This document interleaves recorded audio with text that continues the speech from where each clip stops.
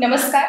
Mass comm spark या YouTube चॅनेलवरील student कट्टा या कार्यक्रमामध्ये मी प्रेरणा पाटील आपल्या सर्वांचं मनापासून स्वागत करते. आज आपल्यासोबत असं व्यक्तिमत्व आहे की ज्यांनी विज्ञान आणि कला या दोन्ही क्षेत्रात आपला ठसा उमटवला.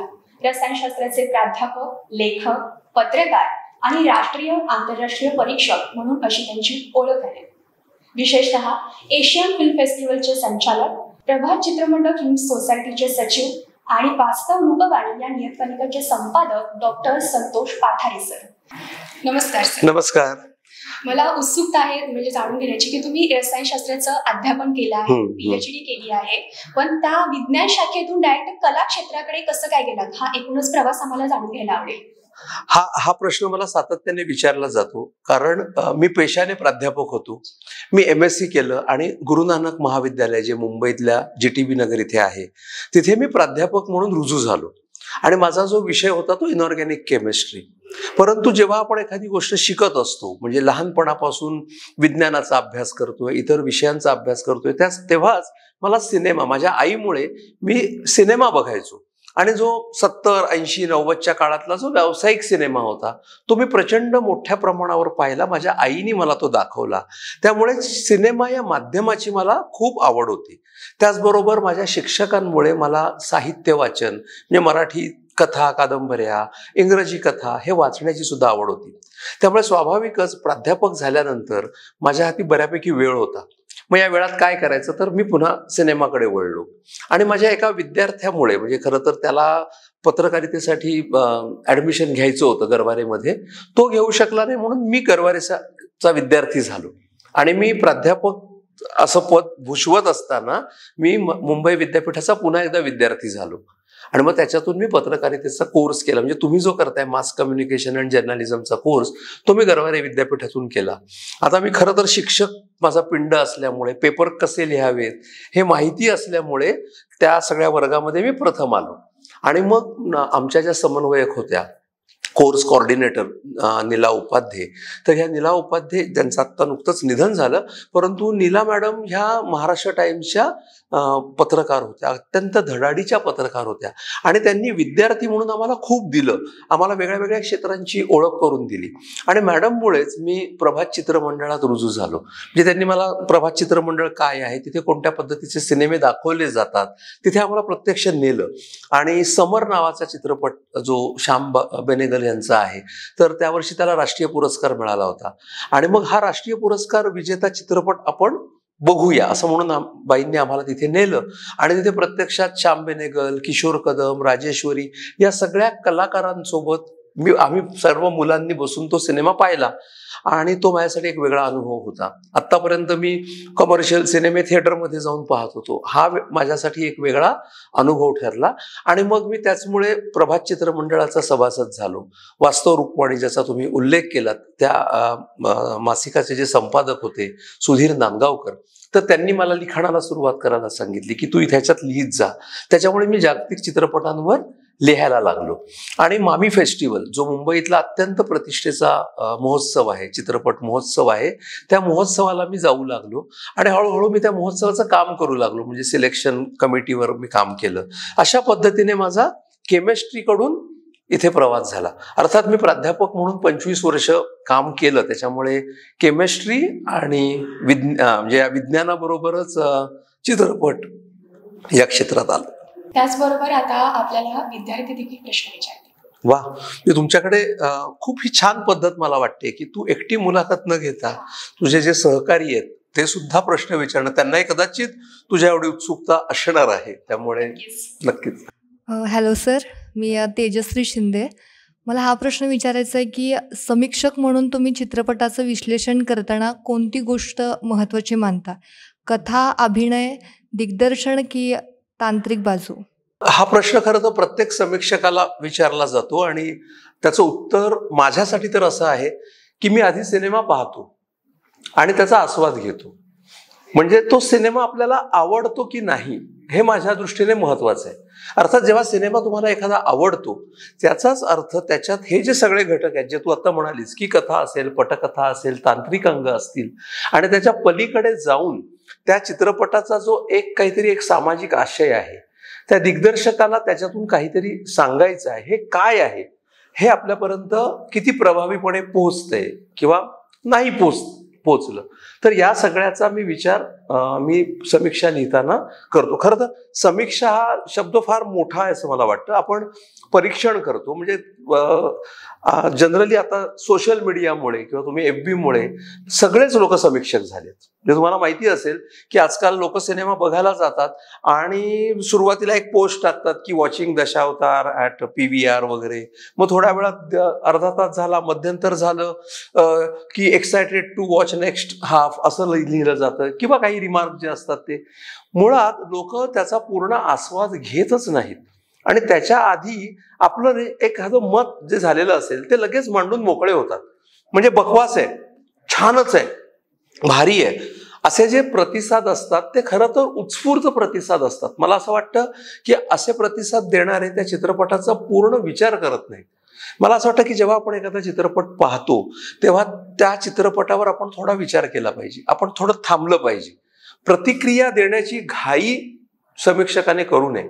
दुर्दैवाने काय होतं की जेव्हा वर्तमानपत्रात परीक्षण केलं जातं तेव्हा त्या पत्रकारावर तो एक दबाव असतो की तुम्ही आज सिनेमा बघताय, उद्याच्या उद्या तुम्हाला त्याचं परीक्षण लिहून द्यायचं असतं. त्याच्यामुळे घाईघाईत अनेकदा ते परीक्षण लिहिलं जातं.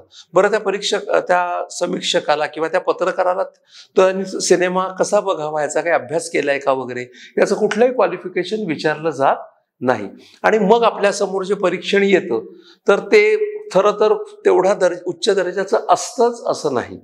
तर मला असं वाटतं की तुम्ही जेव्हा सिनेमा बघता तेव्हा अर्थात सिनेमात दिग्दर्शकाला काय सांगायचंय आणि त्याला जे सांगायचंय ते त्यांनी कथा, पटकथा, तांत्रिक अंग या सगळ्या घटकांच्या मदतीनं तुमच्यापर्यंत पुरेसं पोहोचवलंय की नाही हे मला जास्त महत्वाचं वाटतं. आणि दुसरं, एक खूप गफलत अशी केली जाते, कदाचित तुम्ही सुद्धा, तुम्हाला जेव्हा सांगितलं जातं एखाद्या चित्रपटाचं परीक्षण करा, म्हणजे मी अनेक वर्ष मी शिकवलंय, मास मीडियाला मी शिकवलंय, आणि असा जेव्हा प्रश्न दिला जातो की बायसिकल थीव्स या चित्रपटाचं परीक्षण लिहा, तेव्हा मग अँटोनियोनी नावाचा एक बेकार कामगार इटलीमध्ये होता, इथपासून त्या सिनेमाच्या शेवटापर्यंत सगळेजण कथा लिहून काढतात. आपल्याकडे कथा लिहून काढणं म्हणजे परीक्षण करणं असा एक गैरसमज झालेला आहे. तर ते तसं अजिबात करू नये असं मला वाटतं. तुम्ही जेव्हा परीक्षण करता तेव्हा त्या चित्रपटाच्या 1/3 म्हणजे तो जो काही तुमचा पॅरेग्राफ असेल, समजा तुम्हाला 700 शब्द लिहायचे असतील परीक्षणात, तर सुमारे 200 अधिकाधिक 200 शब्दच फक्त त्या चित्रपटाची थोडीफार कथा लिहायची. नाहीतर काय होतं की तुम्ही सगळी कथा लिहून काढता आणि हा सिनेमा जबरदस्त होता, हा सिनेमा छान होता असं म्हणून मोकळे होता. तर तसं न करता तुम्हाला तो काही कथासार असेल तो थोडक्यात लिहावा आणि नंतर त्या दिग्दर्शकाने तो चित्रपट कसा हाताळलाय, ती कथा कशी मांडली आहे, त्याचं चित्रीकरण कसं झालंय, त्या अभिनयामुळे त्या चित्रपटातल्या त्या व्यक्तिरेखा कशा खुलून आलेल्या आहेत, त्यातला जो काही साऊंडचा भाग आहे, ध्वनीचा भाग आहे किंवा एडिटिंगचा भाग आहे, प्रकाश चित्रणाचा भाग आहे, हा कसा झालाय हे तुम्ही तुमच्या परीक्षणात लिहायला पाहिजे. आणि ते लिहिल्यानंतर या सगळ्याचा प्रभाव प्रेक्षक म्हणून तुमच्यावर कसा पडलाय तो लिहिणं फार महत्वाचं आहे. तो सिनेमा तुम्हाला कदाचित आवडू शकतो किंवा कदाचित तुम्हाला तो आवडू शकणार नाही. एक लक्षात घ्या की कुठलाही सिनेमा परिपूर्ण, कुठलीही कलाकृती परिपूर्ण असतेच असं नाही, त्याच्यात काहीतरी त्रुटी असू शकतात. पण त्या त्रुटी मांडताना तो दिग्दर्शक डिस्करेज होणार नाही, त्याने पुढचा तो सिनेमा करणार नाही किंवा ते परीक्षण वाचून प्रेक्षक सिनेमा बघायलाच जाणार नाहीत असं परीक्षण लिहू नये असं मला वाटतं. हॅलो सर, मी तेजस्विनी पवार. माझा याच रिलेटेड प्रश्न आहे की आजच्या डिजिटल युगामध्ये समीक्षेवरती काय परिणाम झालाय आणि सोशल मीडियाचा त्याच्यावरती किती प्रभाव आहे?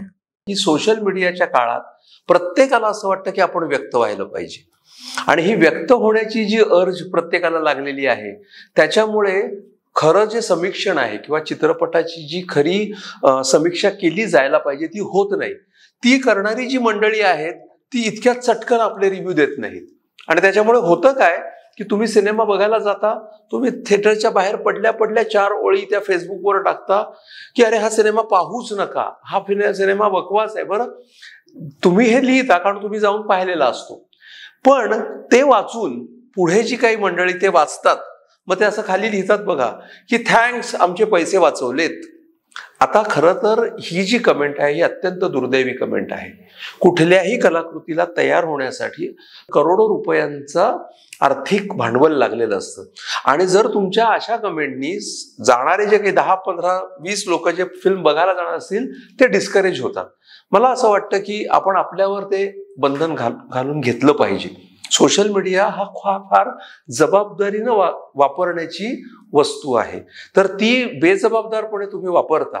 त्याच्यामुळे काय होतं की मी जेव्हा एखादा चित्रपट मला आवडतो तेव्हा मी त्याच्याबद्दल लगेच लिहितो की जेणेकरून माझी ती पोस्ट वाचून साधारण एक माझा जो काही फॉलोअर्स आहेत माझ्या फेसबुकवर साधारण मला 3-4 हजार लोक माझ्या फेसबुकवर वाचतात. तर किमान त्या 4,000 100 लोकांना तर वाटेल की आपण जाऊन बघावं. तर मी हे भान बाळगतो. आणि अनेकदा असं होतं की एखादा चित्रपट मला खरंच आवडत नाही, त्याच्यातल्या त्रुटी माझ्या खूप लक्षात येतात. मग मी काय करतो, मी त्याच्यावर लिहिणं टाळतो. कारण काय आहे की मी लिहिल्यामुळे मला फॉलो करणारी जी काही लोक आहेत ती कदाचित तो सिनेमा बघायला जाणार नाहीत. मला असं वाटतं की आपण सिनेमा खर्च करून तिकीट काढून थिएटरमध्ये जाऊन पाहावा. अगदी तुम्ही नेटफ्लिक्सवर पाहिलात तरी काय हरकत नाही, परंतु नेटफ्लिक्सचे पैसे भरावेत, ते सबस्क्रिप्शन. कारण त्या सबस्क्रिप्शनचा वाटा पुन्हा त्या निर्मात्याकडे जात असतो. म्हणजे तुम्ही OTTवर सिनेमा बघायला काहीच हरकत नाही, परंतु ते कुठून तरी डाउनलोड केलंय, कोणीतरी पास ऑन केलंय, अशा पद्धतीने सिनेमा बघू नये आणि अशा पद्धतीने सोशल मीडियावर समीक्षा करू नये. आपल्याकडे आजकाल फॉरवर्ड युनिव्हर्सिटी फार मोठी झालेली आहे की मी ते न बघताच फॉरवर्ड करतो. मी लिहिलं की वाईट आहे, मी जे लिहिलंय ते तू अजून 10 लोकांना पाठवणार आणि ते फॉरवर्ड होत राहणार. तर त्याच्यामुळे सिनेमा सृष्टीचं प्रचंड मोठ्या प्रमाणावर नुकसान होते. एक गोष्ट लक्षात घेतली पाहिजे की सोशल मीडियामुळेच प्रसिद्धी सुद्धा होते. म्हणजे तुम्ही जर चांगलं लिहिलं त्या सिनेमाबद्दल तर नक्कीच लोक बघायला पण जातात. तर त्याच्यामुळे आपण तो जबाबदारीने थोडंसं आणि आपलं जे मत मांडायचंय ते मत जरा वेळ घेऊन मांडावं. म्हणजे जर आता पथेर पंचाली या चित्रपटाची समीक्षा करायची असेल तर मी ती इलॉबरेटली करू शकेन, कारण मला माहिती आहे की हा सिनेमा साधारण 60 वर्षापूर्वी निर्माण झालेला आहे. तर तो कसा बघायचा किंवा तो का बघायला पाहिजे हे काम करत समीक्षकाचं आहे. म्हणजे आजची जी पिढी आहे त्यांना पूर्वीच्या अभिजात चित्रपटांचं जे काही महत्व आहे हे समजून देण्यासाठी समीक्षकांचं काम तितकंच महत्वाचं आहे. आणि सोशल मीडियाच्या काळात समीक्षकांनी अशा पद्धतीने थोडंसं व्यवधान पाळून आपल्या जर समीक्षा लिहिल्या, आणि कारण समीक्षकाचं कामच हे आहे, किंवा टीकाकार, आपण जेव्हा टीकाकार हा आपल्याकडे अत्यंत निगेटिव्ह पद्धतीने घेतला जाणारा शब्द आहे. टीका करणं म्हणजे वाईट म्हणणं नाही. टीकाकाराचं काम आहे की कला आणि प्रेक्षक यांच्यामधला ब्रिज बनणं, पूल बनणं. ती कला किती उत्तम आहे, त्यातलं काय सौंदर्य आहे, हे सौंदर्य प्रेक्षकांपर्यंत पोहोचवणं हे टीकाकाराचं काम आहे.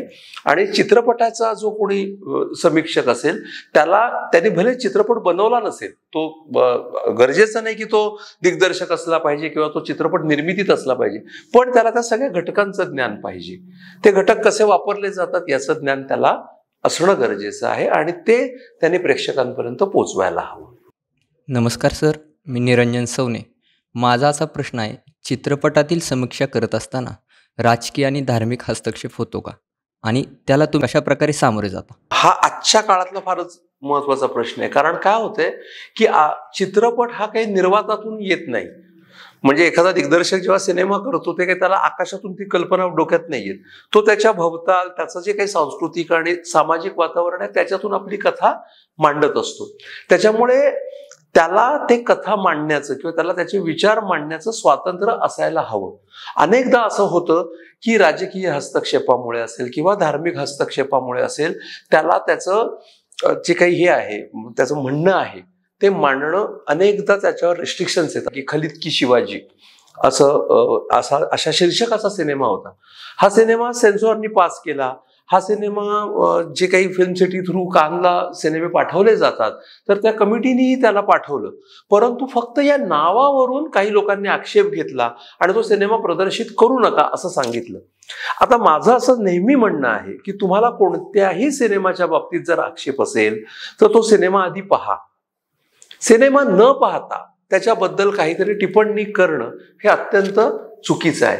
आणि समीक्षकांना किंवा पत्रकारांना किंवा कोणालाही आता त्याच्याबद्दल लिहिताना हे भान बाळगावं लागतं मुळात मला असं वाटतं की सिनेमाच्या चौकटीत बघितला पाहिजे. परंतु अनेकदा असं होतं की जे चित्रपट समीक्षक नाहीत किंवा ज्यांचा चित्रपट हा मुळातच विषय नाहीये, अशीच मंडळी आजकाल फार कुरघोडी करतात. म्हणजे ह्याच्या आधीचं तुला उदाहरण सांगतो की फुलेंवरचा सिनेमा आला होता जो अनंत महादेवन यांनी केला, आणि त्याच्यावर त्याचं ट्रेलर टीझर बघूनच अनेक संघटनांनी आता हा सिनेमा हे करू नका अशी मागणी केली. फुलेंवर याच्या आधी अनेक सिनेमे काढले, अत्रेंनी सुद्धा सिनेमे केले किंवा त्याच्यानंतरही काही सिनेमे आले, सत्यशोधक सारखा आपल्याकडे सिनेमा आला. परंतु या सिनेमालाच अचानक लोकांना असं वाटलं की आता ह्याच्यावर आक्षेप घेतले पाहिजे, की तुम्ही तो सिनेमा बघा आणि मग कुठल्याही कलाकृतीला जर विरोध करायचा असेल ना तर तो विरोध वाद विवाद घालून करता येईल, तोडफोड मारहाण करून तो होणार नाही. किंवा एखादी कलाकृती बंदच पडली तर ह्याच्यातून काय साध्य होणार आहे, नाही का? तर मला असं वाटतं की तो सिनेमा बघितला पाहिजे आणि मग त्याच्यावर चर्चा केली पाहिजे.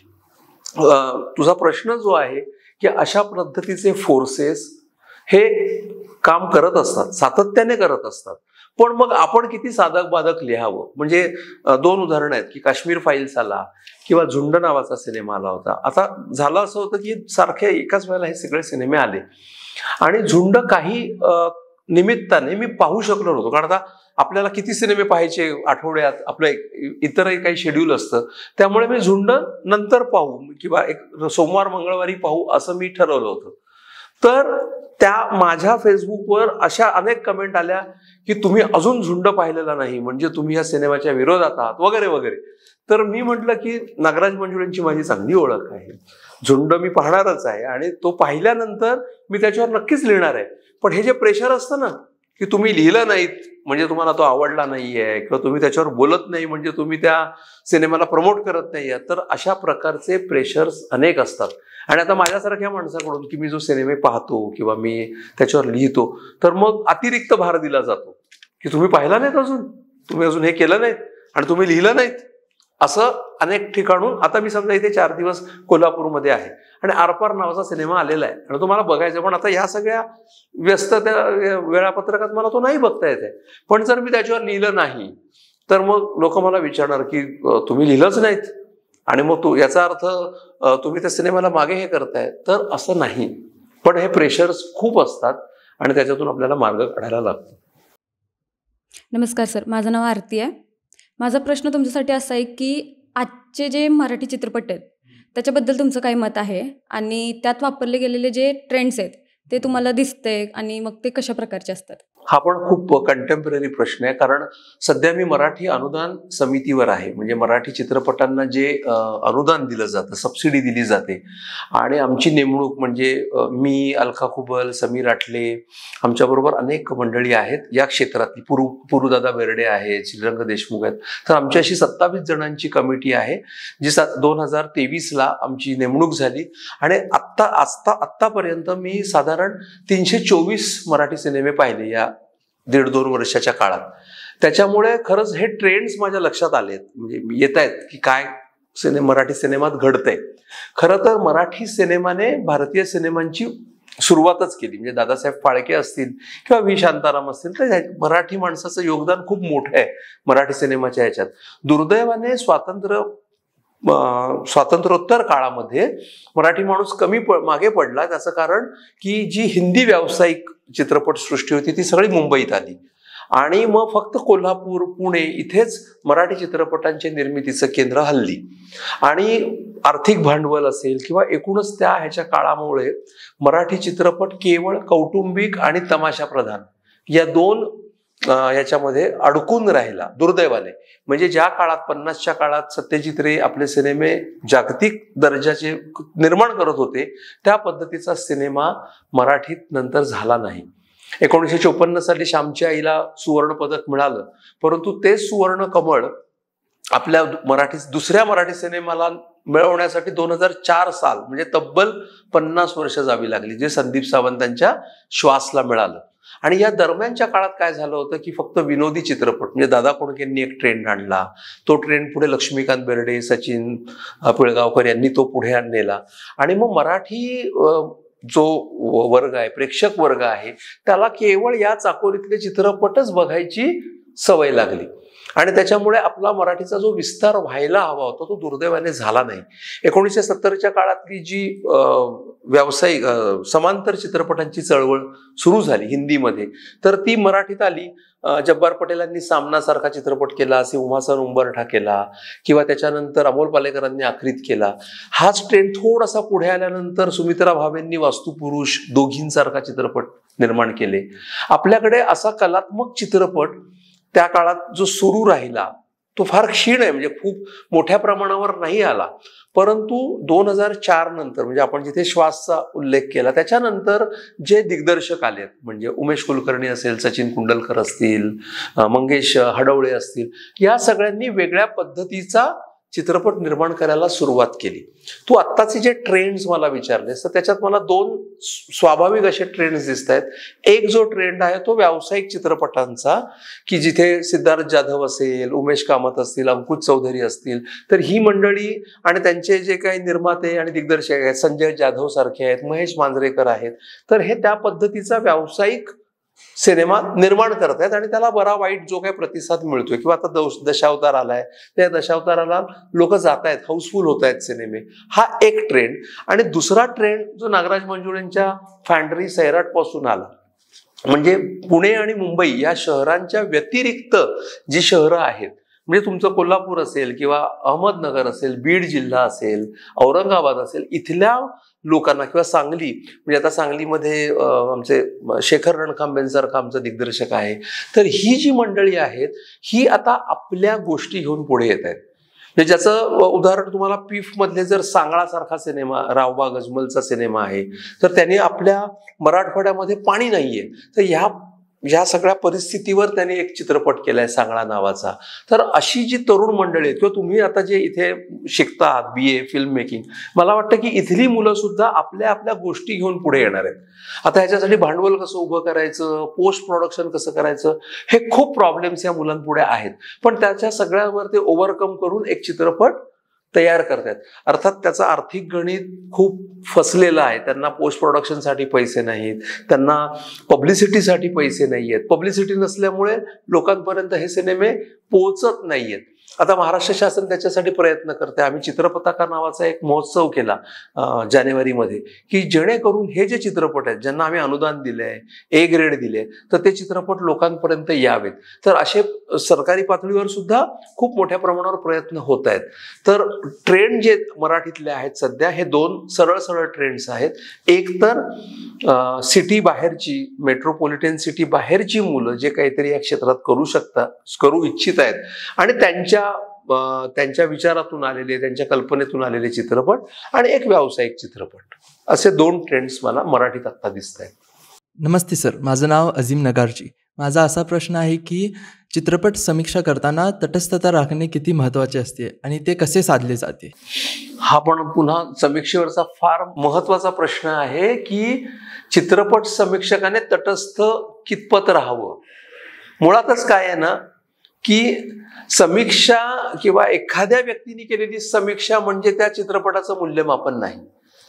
आपण सगळेजण, आपण जितके आहोत, प्रेक्षक आहोत, तर आपण जाऊन एखादा सिनेमा बघू, तो कोणत्या मनस्थितीत बघू माहिती नाही.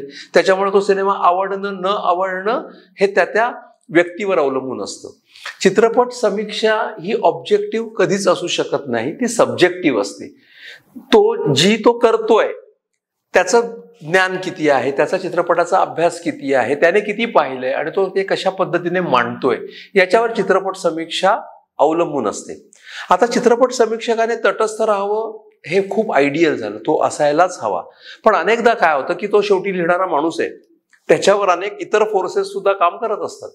म्हणजे मला समजा एखादा जॉनरा आवडतोय, मला सामाजिक जॉनरा आवडतोय, तर मी त्या चित्रपटाची समीक्षा करताना, सामाजिक चित्रपटाची, मी थोडासा त्याच्याबद्दल हळवा असेल, त्याच्याबद्दल पॉझिटिव्ह असेल, किंवा एखाद्या माझ्या आवडत्या दिग्दर्शकाचा चित्रपट आला आणि तो थोडासा कमी दर्जाचा असला तरी पण मी तो कमी दर्जा झाकण्याचा प्रयत्न करेन. असं होतं अनेकदा समीक्षकांकडून.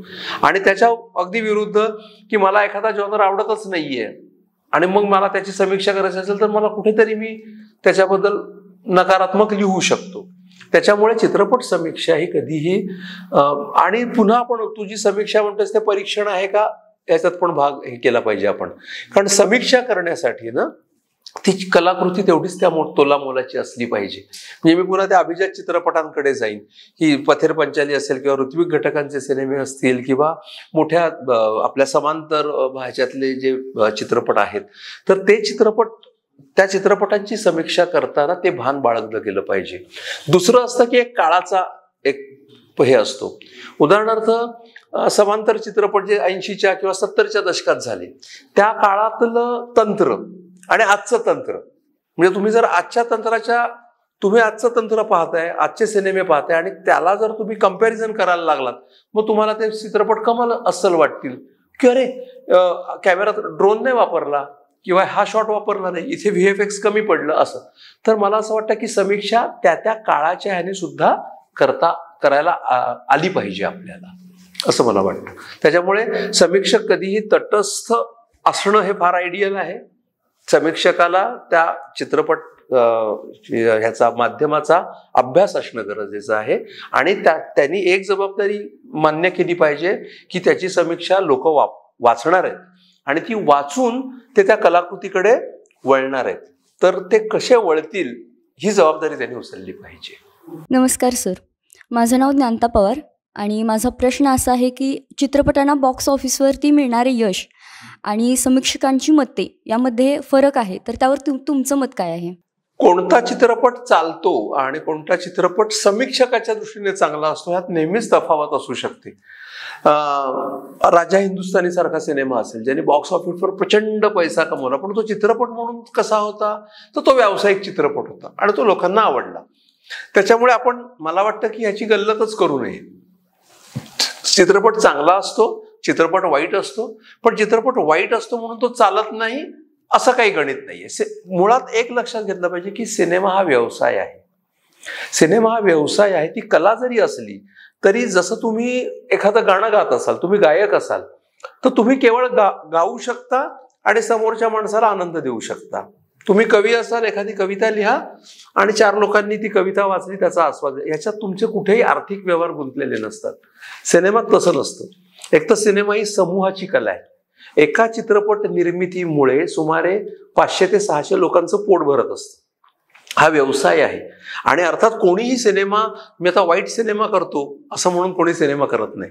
तो घडत जातो. त्याच्यात तो चांगला होण्यासाठी पण अनेक फॅक्टर्स असतात, तो वाईट होण्यासाठी सुद्धा अनेक फॅक्टर असतात. कधीतरी असं असतं की कथा खूप छान असते, पटकथा आपल्याला वाचताना खूप सुंदर वाटते, पण ती जेव्हा एक्झिक्यूट होते, ती पडद्यावर येते, तेव्हा ते काय जमलेलं नसतं. मग त्याच्यात पुन्हा अनेक हे असतात.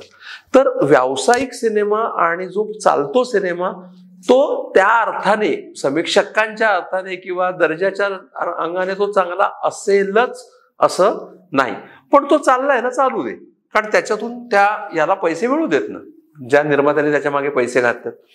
इथे फक्त समीक्षकांच्या बाबतीत आणि चांगल्या चित्रपटांच्या बाबतीत काय घडायला पाहिजे हे मी ऍड करेन की जर एखादा चांगला चित्रपट असेल, म्हणजे आता मी काही उदाहरणं दिली, सांगळा सारखा सिनेमा आहे, हा चांगला सिनेमा आहे, त्याला PIF मध्ये आंतरराष्ट्रीय पुरस्कार मिळालाय, परंतु समीक्षकांनी नावाजल्यानंतर सुद्धा किंवा माझ्यासारख्या माणसाने त्याला चांगलं म्हटल्यानंतर सुद्धा तो चित्रपट थिएटरलाच लागला नाही, तर त्याचा व्यवसाय कसा होणार?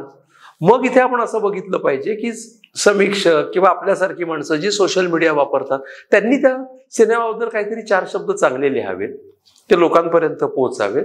त्या सिनेमा बनवणाऱ्याच्या मागे काही डिस्ट्रीब्युटर्सनी उभं राहावं आणि मग तो सिनेमा थिएटरमध्ये जाऊन आपण पाहावा, जेणेकरून त्याचाही व्यवसाय होईल.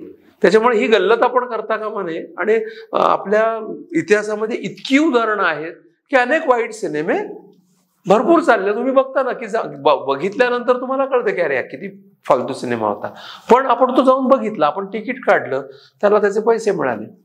कुठलाही सिनेमा चालला पाहिजे हे माझं मत आहे. आणि तो का चालतो? कारण 4 लोक चांगलं बोलतात त्याच्याबद्दल आकर्षण वाटतं. काही आकर्षण असतात. शाहरुखचा सिनेमा आहे, जाऊन बघितलंच पाहिजे असं म्हणणारे अनेक जण असतात ना. मग सिनेमा जाऊन बघितल्यानंतर वाटतं की अरे काय मजा नव्हती, पण आपण पाहिला, तो सिनेमा यशस्वी झाला. सर, तुमच्या रसायनशास्त्र म्हणजे विज्ञान शाखेतून कला क्षेत्राकडच्या जो प्रवास होता त्यातून एक गोष्ट लक्षात आली की कोणत्याही गोष्टीतील घेतलेलं ज्ञान हे एका क्षेत्रापुरतं मर्यादित नसतं. बरोबर. आणि तुम्ही जी आम्हाला सर्वांना जी माहिती दिली ती आम्हाला नक्कीच उपयोगी पडेल. आणि सर, आपल्या या स्टुडंट कट्ट्यावरती विचारवंतांचं, अभ्यासमंतांचं विचार मंथन केलं जातं. त्याचबरोबर त्यांच्याशी गप्पा मारल्या जातात. आणि तुम्ही इथे आलात आणि आमच्याशी मनमुराद संवाद साधला, दिलखुलास प्रश्नांची उत्तरे दिली, त्याबद्दल आपल्या मास कम्युनिकेशन अधिकाकडून खूप खूप आभार. आणि आपल्या ह्या आणि विविध क्षेत्रातील वाटचालीस मी सदिच्छा देते आणि इथेच थांबते. धन्यवाद.